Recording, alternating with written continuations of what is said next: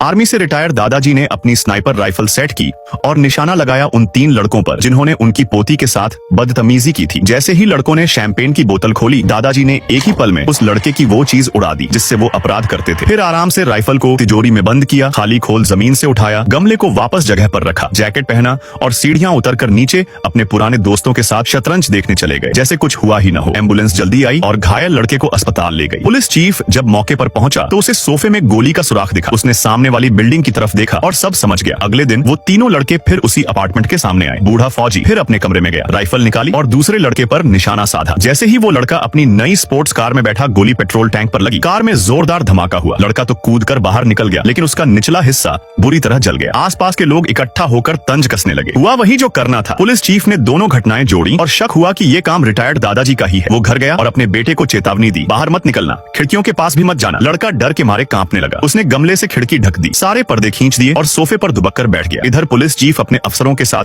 दादाजी के घर पहुंचा। पूरा घर छान मारा, कुछ नहीं मिला। जैसे ही वो जाने लगे, दरवाजे पर दस्तक हुई। लड़की की बुआ अपनी चाबी लेने आई थी। पुलिस चीफ उनके साथ उनके फ्लैट में गया और पर्दा हटाकर सामने वाली बिल्डिंग देखने लगा। अफसरों ने स्टोरेज लॉकर खोला। बूढ़ा फौजी पसीना पसीना हो रहा था, लेकिन अंदर कुछ नहीं था। खुद दादाजी भी हैरान थे कि तिजोरी में छुपाई राइफल गई कहां। पुलिस चीफ ने धमकी दी, अगर मेरे बेटे को कुछ हुआ ना तो 10 गुना वसूल करूंगा। दादाजी ने बस मुस्कुराकर कहा, बहुत देर कर दी साहब। आते आते ये सुनते ही चीफ के होश उड़ गए। उसे लगा उसके बेटे को कुछ हो गया। वो दौड़ता हुआ अपने घर पहुंचा, दरवाजा पीटने लगा। अंदर से कोई जवाब नहीं। गन निकाली और जबरदस्ती अंदर घुसने की तैयारी करने लगा। तभी अंदर से गोली चली। पुलिस चीफ का पेट में छेद। दरअसल उसका बेटा डर के मारे पागल हो चुका था और उसने अपने ही बाप पर गोली चला दी। तीनों लड़कों को सजा मिल गई। पोती के चेहरे पर फिर से मुस्कान लौट आई, लेकिन रिटायर्ड दादाजी अभी भी अनजान है कि उनकी राइफल गई तो गई कहां। क्या आपने भी कभी ऐसे डेयरिंग दादाजी देखे हैं?